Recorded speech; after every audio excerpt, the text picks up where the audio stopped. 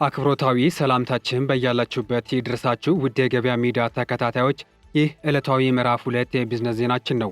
ለዛሬ የመረጥንላችሁን የኢኮኖሚያዊና ማህበራዊ መረጃዎችን ይዘን ቀርበናል። ከዜናዎቹ ጋር ግርማ ጉዲሳም። በቅድሚያ አርዕስተ ዜናዎችን እናሰማችኋለን። ብሔራዊ ባንክ በቂ የሆነ የውጭ ምንዛሬ አለ ቢልም እንኳን ባንኮች የውጭ ምንዛሬን በድብቅና በኪሳራ እየሸጡ መሆኑ ተሰምቷል። ለመሆኑ ለምን በኪሳራና በድብቅ ይሸጣሉ? ዝርዝር መረጃውን ይዘናል። መንግስት የሚታየውን የዋጋ ግሽበት መረጋጋት ታይቶበታል ቢልም የምጣኔ ባለሙያዎች ግን በተቃራኒው ይሞግታሉ። ከዚህ ጋር ተያይዞ ሰፊ መረጃ ይዘናል፣ ታደምጡታላችሁ። በበርካታ አሽከርካሪዎች ላይ እርምጃ መወሰዱ ተገልጿል። የተወሰደውን እርምጃ መንስኤ አካተን ይዘናል፣ የምትሰሙት ይሆናል። እንዲሁም ሌሎች መረጃዎች ይዘናል። እስከ መጨረሻው ተከታተሉን። የኃይል መቆራረጥና ጨለማ አስቸግሮታል? መፍትሄ ካሉ ግሪን ሰንቴክ አለሎ። የኃይል ማጠራቀሚያችን የመብራት መቆራረጥ እንዳለ ያስረሳውታል፣ ጨለማን ያሰናብታል። ግሪን ሰንቴክ ጥራትና በቂ ዋስትና ያላቸው የሶላር መብራቶችን ኪስን በማይጎዳ ዋጋ በመረጡት አማራጭ አቀረበሎ። የቤት የቢሮ የግቢ ውስጥና የመንገድ መብራቶችን እኛ ጋር ያገኛሉ። ምን ይሄ ብቻ! ጀነሬተርን የሚተካ በፀሐይ ኃይልና በኤሌክትሪክ ቻርጅ የሚደረግ ወይንም በሁለቱም መስራት የሚችል ድምፅ አልባና አየር ብክለት የሌለው ሶላር ጀነሬተር በፈለጉት ዋትንካችሁ ብለዋል። ምርቶቻችን የ5 ዓመት ዋስትና ያላቸው ሲሆን በሚፈልጉት የፍጆታ መጠን ለመኖሪያ ቤቶች፣ ለሆቴሎች፣ ለባንኮች፣ ለአስጎብኚ ድርጅቶች፣ ለሆስፒታሎች፣ ለቢሮ፣ ለኢንተርኔት ካፌ፣ ለህትመት ቤቶች፣ ለቴሌኮም ሴክተር፣ ለኤሌክትሪክ መኪና አስመጪዎች፣ ለሲኒማ ቤቶችና ለሌሎችም። አድራሻ 22 ማዞሪያ ከጎላጎል ህንፃ ወደ ቦሌ በሚወስደው መንገድ 500 ሜትር ዝቅ ሲሉ ኳሊቲ ህንፃ አንደኛ ፎቅ ቢሮ ቁጥር 103 ላይ ያገኙናል። ስልክ 0989414219 0989414209 ወይንም 0913844852 ላይ ይደውሉልን። ግሪን ሰንቴክ ለዘላቂ መፍትሄ እንሰራለን። ወደ ሙሉ መረጃ ስናልፍ ጤና ሚኒስቴር በብሔራዊ የአእምሮ ጤና ስትራቴጂ እቅድን በመገምገም ለማራዘም ማቀዱን ተገለጸም። በሀገር አቀፍ ደረጃ የጤና ባለሙያዎችን ቁጥርና ሰብጥርን ለማሻሻል እንዲሁም የአእምሮ ጤና አገልግሎቶችን ተደራሽ ለማድረግ የተነደፈውን ብሔራዊ የአእምሮ ጤና የስትራቴጂክ እቅድ በመገምገም የእቅዱን ተግባራዊነት ለማራዘም ማቀዱን ጤና ሚኒስቴር አስታውቋል።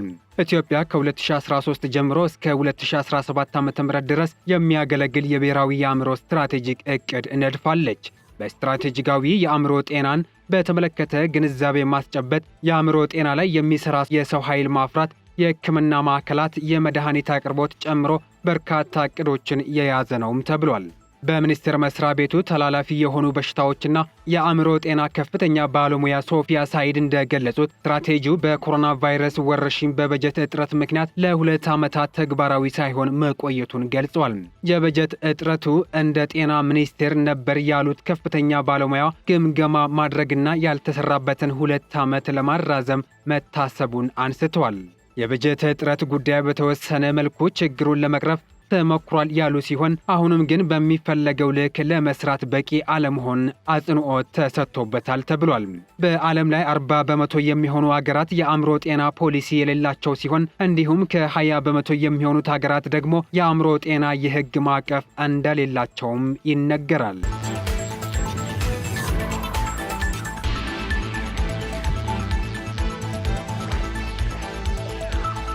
በትግራይ ክልል ባለፉት 8 ወራት በትራፊክ አደጋ የ187 ሰዎች ሕይወት ማለፉ ተነገረም። በ8 ወራት ውስጥ በአጠቃላይ 741 የትራፊክ አደጋዎች አጋጥሟል። በትግራይ ክልል ባለፉት 8 ወራት ባጋጠመው 741 የትራፊክ አደጋ የ187 ሰዎች ሕይወት ሲያልፍ 373 ከባድና 182 ቀላል የአካል ጉዳት እንደደረሰ በትግራይ ክልል የትራፊክ ደህንነት ቁጥጥርና አደጋዎች ማጣሪያ ዳይሬክተር የሆኑት ኮማንደር ተስፋይ ገብረ መድህን ተናግሯል። በዚህ ምክንያትም እነዚህን ከጊዜ ወደ ጊዜ ቁጥራቸው እየተበራከተ ያሉ አደጋዎችን ለመከላከልና ለመቀነስ ሲባል በሀገር ደረጃ የወጣውን የትራፊክ ቁጥጥር ደንብ 557/2016 ወደ ትግበራ ለማስገባት አስፈላጊ ዝግጅቶች መጠናቀቃቸውን ገልጸዋል። ነገር ግን የክልሉ የትራንስፖርት ቢሮ ጠንካራ መንግስታዊ ቁመና የሌለው መሆኑ ሕግና ስርዓት ለማስከበር አዳጋች እንዳደረገው ተገልጿል። በአዲሱ ደንብ መሰረት ቅጣቶቹ አንደኛ፣ ሁለተኛና ሶስተኛ ደረጃ ተብለው የተለያዩ ናቸው ያሉት ኮማንደር ተስፋዬ በአንደኛ ደረጃ ላይ ያሉት ጥፋቶች የ500 ብር ቅጣት፣ ሁለተኛ ደረጃ ላይ ያሉት ጥፋቶች የ1000 ብር ቅጣት፣ በሶስተኛ ደረጃ ላይ የተቀመጡ ጥፋቶች ደግሞ በ1500 ብር የሚያስቀጡ መሆናቸውን ገልጸዋል። ዳይሬክተሩ አክለው ከዚህ በተጨማሪ የተለያዩ ንብረቶችን በመንገድ ላይ በማራገፍ መንገድ የዘጉ ከ2 እስከ 20 ሺህ ብር የሚደርስ ቅጣት እንደሚጣልባቸውም ተናግሯል። ደንቡ በአሁኑ ሰዓት በሀገር አቀፍ ደረጃ ተግባራዊ የተደረገ ያለ ሲሆን በትግራይ ክልልም አስፈላጊ ዝግጅቶች ከተጠናቀቁ በኋላ በያዝነው ሳምንት ተግባራዊ መደረግ ይጀምራል ሲሉ የትግራይ ክልል የትራፊክ ደህንነት ቁጥጥርና የአደጋዎች ማጣራት ዳይሬክተር የሆኑት ኮማንደር ተስፋይ ገብረ መድህን ተናግረዋል።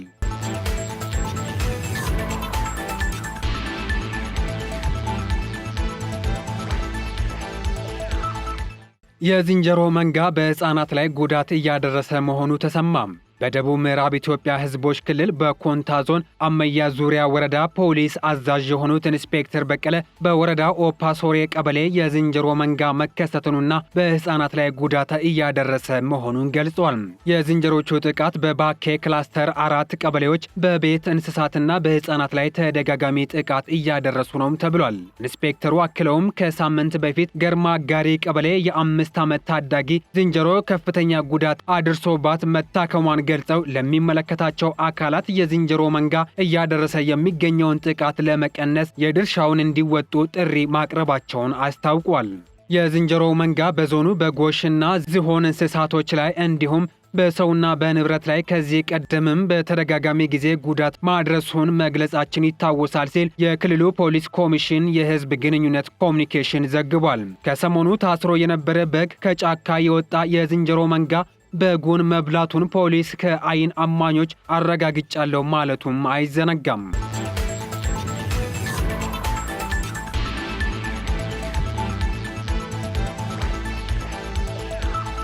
የተሽከርካሪዎችን ቁጥር ለማሳደግ የ750 ሚሊዮን ብር ስምምነት አደረገ ሲል የኢትዮጵያ የባህር ትራንስፖርትና ሎጂስቲክ አገልግሎት ድርጅት አስታወቀም። የኢትዮጵያ የባህር ትራንስፖርትና ሎጂስቲክ አገልግሎት ድርጅት በመንግስት ባለቤትነት የሚተዳደረው ግዙፍ የሎጂስቲክ ተቋም የጭነት መኪናዎችን ቁጥር ለማሳደግ የ750 ሚሊዮን ብር ስምምነት ማድረጉን አስታውቋል። ይህም የድርጅቱ የአገር ውስጥ የትራንስፖርት አቅምን በእጥፍ በማሳደግ በሚቀጥሉት 2 ዓመታት ውስጥ 1000 ተሽከርካሪዎች እንዲኖሩት ለማስቻል ያለመ ነውም ተብሏል። በአሁኑ ጊዜ ከ600 በላይ የጭነት መኪናዎች ያሉት ድርጅቱ 40 ቶን የመጫን አቅም ያላቸው ባለ 3 ጎማ ተጎታች ያላቸው 100 ከባድ ስፋታቸው 6x4 ትራክተር መኪናዎችን በግዢ ማግኘቱን በዚህ ሳምንት ይፋ አድርጓል። የኢትዮጵያ የባህር ትራንስፖርትና ሎጂስቲክስ አገልግሎት ድርጅት ምክትል ዋና ስራ አስፈጻሚ አቶ ወንድሙ ደንቡ እንደተናገሩት ሲኖትራክ ኢንተርናሽናል የተባለ የቻይና ከባድ ተሽከርካሪ አምራች ኩባንያ ከአውሮፓ ኩባንያዎች የተሻለ ተወዳዳሪ በመሆኑ ጨረታውን ማሸነፉን አረጋግጧል። ሲኖትራክ ተመጣጣኝ ዋጋ ያላቸውና ጠንካራ መኪናዎችን በማምረት የሚታወቅ ሲሆን ከዚህ ቀደም በ3 የተለያዩ 373 ተሽከርካሪዎችን አቅርቧል በማለትም ተናግሯል። አቶ ወንድሙ እንደገለጹት ይህ የ750 ሚሊዮን ብር ኢንቨስትመንት የኢትዮጵያ መርከብ ትራንስፖርትና ሎጂስቲክ ድርጅት በኢትዮጵያ ውስጥ በተለይም በወሳኙ ጅቡቲ የንግድ መስመር ለማጠናከር ያለመ ነው ብሏል። በ2 ዓመት ውስጥ የተሽከርካሪዎችን ቁጥር ወደ 1000 ለማሳደግ አስበናል ያሉት አቶ ወንድሙ በተጨማሪም ለ150 ተጨማሪ መኪናዎች ጨረታ በቅርቡ እንደሚወጣም ገልጿል። አቶ ወንድሙ አክለውም በአሁኑ ጊዜ በያዝነው ተሽከርካሪ መጠን እንኳን የጭነት ፍላጎቱን ለማሟላት በየዓመቱ በርካታ ተሽከርካሪዎችን እንከራያለን በማለትም ተናግሯል። የሀገሪቱን የውስጥ የጭነት ፍላጎት በጣም ከፍተኛ መሆኑን ገልጸው ይህንንም ለማሟላት መስፋፋት ትልቅ አስተዋጽኦ ይኖረዋልም ብለዋል። የኢትዮጵያ የባህር ትራንስፖርትና ሎጂስቲክስ አገልግሎት ድርጅት እያደገ ላለው የተሽከርካሪ ቁጥር ድጋፍ ለመስጠት ከአዲስ አበባ በስተ ምስራቅ 530 ኪሎ ሜትር ርቀት ላይ የምትገኘው ጅቡቲን በሚወስደው መንገድ ላይ ዘመናዊ የጭነት መኪና ጥገና ማዕከል አቋቁሟል ሲሉም ተናግሯል። መጀመሪያ ላይ የጎማ ጥገና ላይ ያተኮረው ማዕከሉ በመንገዶች አስቸጋሪነትና በአሽከርካሪዎች ጥገና ምክንያት የሚፈጠሩ ተግዳሮቶችን ለመፍታት ጥገናውን በማዘመን ላይ ይገኛልም ብለዋል።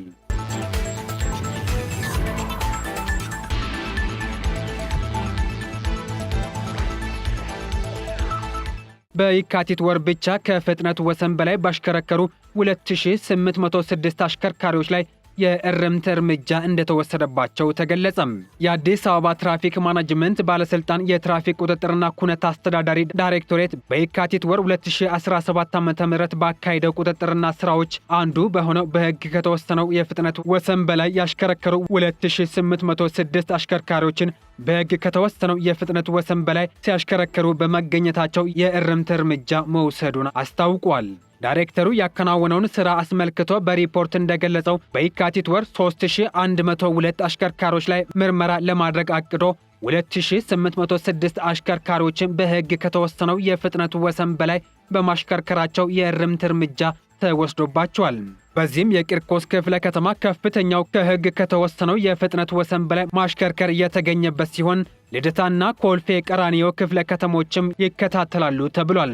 በከተማዋ በቀን በአማካይ አንድ ሰው በመንገድ ትራፊክ አደጋ ምክንያት ሲሞት ከ2 እስከ 3 ሰው ላይ የአካል ጉዳት እንደሚያደርስ የገለጸው ዳይሬክተሩ ለዚህም እንደ ምክንያት ከሚጠቀሰው ውስጥ ከፍጥነት ወሰን በላይ ማሽከርከር አንደኛ ምክንያት መሆኑን አስታውቋል። የዓለም የጤና ድርጅት መረጃ እንደሚያመለክተው የፍጥነት ወሰን በአማካይ መጨመር የትራፊክ አደጋ እንዲከሰትና አደጋውም የከፋ እንዲሆን ያደርገዋል። በዚህም የፍጥነት ወሰንን በ1% መጨመር የሞት አደጋን 4 በመቶ እንዲሁም የከፋ የትራፊክ አደጋን 3 በመቶ እንዲጨምር ያደርጋል ተብሏል።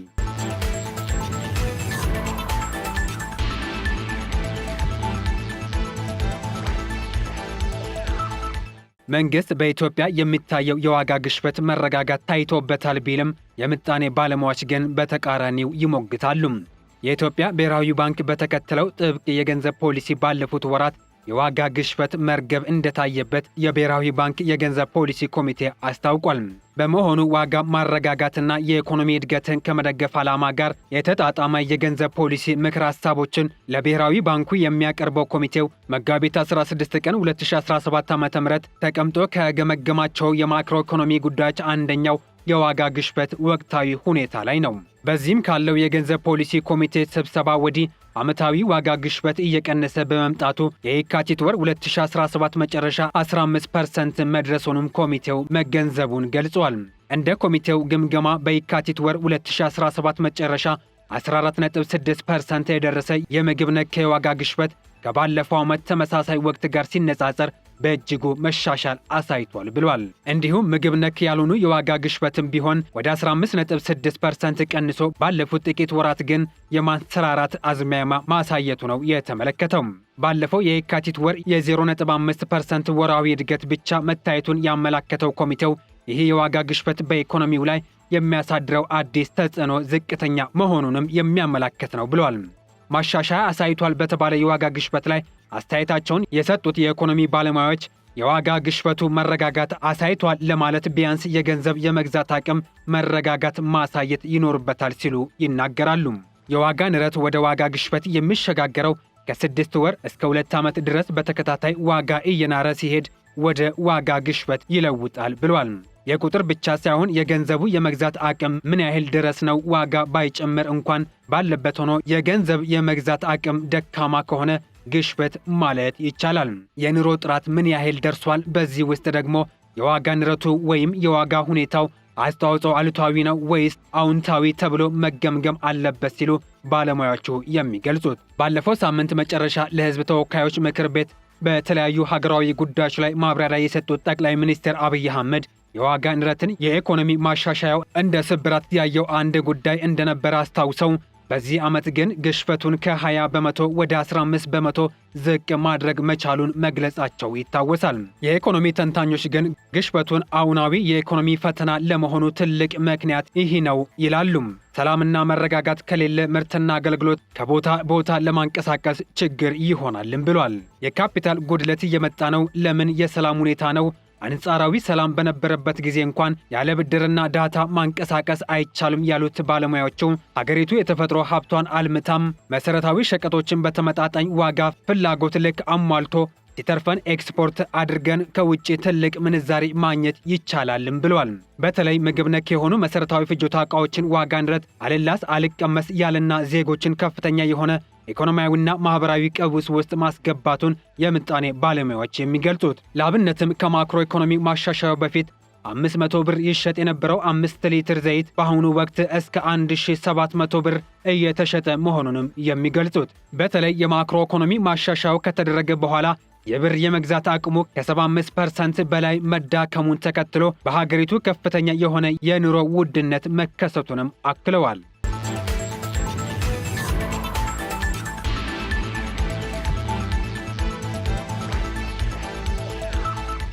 ባንኮች የውጭ ምንዛሪን በድብቅ እየሸጡ መሆኑ ተገለጸም። እንዲሁም ባንኮች የውጭ ምንዛሬን ሲሸጡ ምክንያታዊ ያልሆኑ የአገልግሎት ክፍያ ያስከፍላሉም ተብሏል።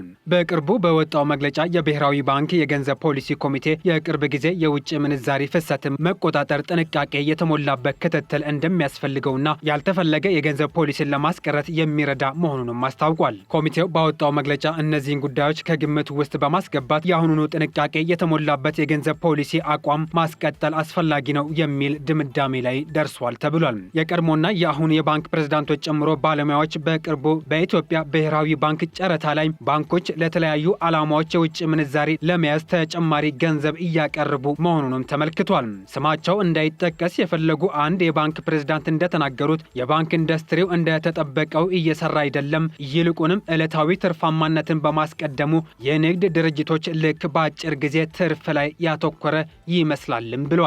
ባንኮች ትርፍን መሰረት ያደረጉ ተቋማት መሆናቸውን ተረድቻለሁ፣ ነገር ግን ስራቸው በሌሎች ሀብቶች ላይ የተመሰረተ ነውም ይላሉ። ለዚህም ነው ስራቸውን በኃላፊነት መወጣት ያለባቸው። ይሄ ለኢኮኖሚውና ለሀገሪቱ በአጠቃላይ ጥቅም የሚሰጥ መሆን አለበት ሲሉም አክለዋል። የቀድሞና የአሁኑ የባንክ ፕሬዝዳንቶች ባንኮች የካፒታል ፈጠራንና የረጅም ጊዜ እይታን ቅድሚያ መስጠት አለባቸው ብለዋል። ይሁን እንጂ አሁን ላይ አንዳንድ ባንኮች ከአጭር እይታ በመነሳት ትርፋማነትን ከሁሉም ነገር በላይ ሲያስቀድሙ እየተመለከትን ነው ሲሉም አስተያየታቸውን ሰጥተዋል።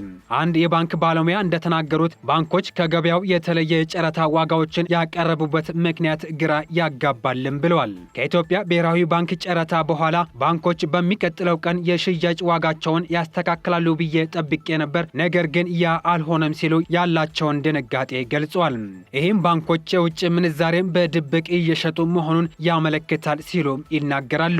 ሌላ የባንክ ፕሬዝዳንትም ያላቸውን ስጋት አጋርተዋል። የውጭ ምንዛሪ ሲሸጡ ምክንያታዊ ያልሆኑ የአገልግሎት ክፍያ ያስከፍላሉ። አንዳንድ ባንኮች 4% የሚከፍሉ ሲሆን ሌሎች ደግሞ እስከ 12% የሚደርስ ክፍያ አላቸውም ብለዋል። ባንኮች የፋይናንስ ተቋማት እንደመሆናቸው መጠን ለሕዝብ ጥቅም ሲባል የሥነ ምግባር ደረጃዎችን መከተል አለባቸው ሲሉም ተናግረዋል። በገበያው ላይ ምን እየተካሄደ እንዳለ በጣም ግራ ተጋብቻለሁ ሲሉም ይናገራሉ። ባለሙያዎቹ የቅርብ ጊዜ የብሔራዊ ባንክ የገንዘብ ፖሊሲ ኮሚቴ ግምገማ የውጭ ምንዛሪ ፍሰት የቅርበት ክትትልና ጥንቃቄ የተሞላበት አካሄድ እንደሚያስፈልገው መግለጹን አስመልክተው አስተያየታቸውን ሰጥተዋል።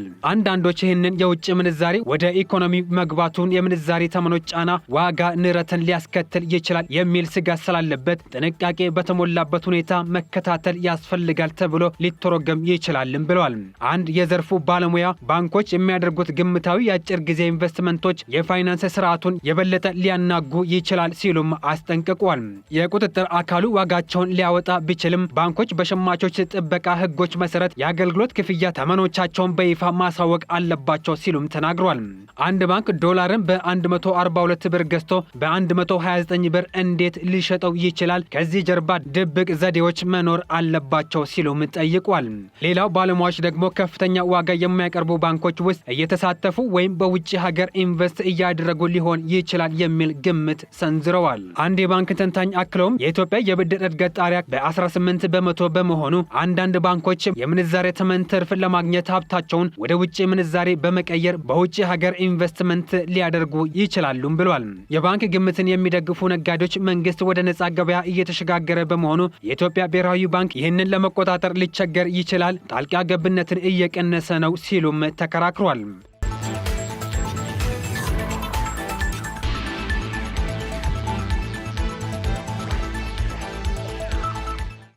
የተወደዳችሁ የገበያ ሚዲያ ቤተሰቦቻችን በምዕራፍ 2 ዜና ውጃችን የያዝናቸው የገበያ ሚዲያ ቢዝነስ ዜናዎች ያዳመጣችሁትን ይመስሉ ነበር። ትኩስና አዳዲስ የቢዝነስ ዜናዎች እንዲደርሷችሁ የገበያ ሚዲያ የዩቲዩብ ቻናልና ሌሎች የማህበራዊ ሚዲያ ገጾቻችንን ሰብስክራይብ፣ ላይክ፣ ሼር እና ኮሜንት እንድታደርጉ በአክብሮት እንጠይቃለን። መልካም ጊዜን ተመኘን። ሰላም።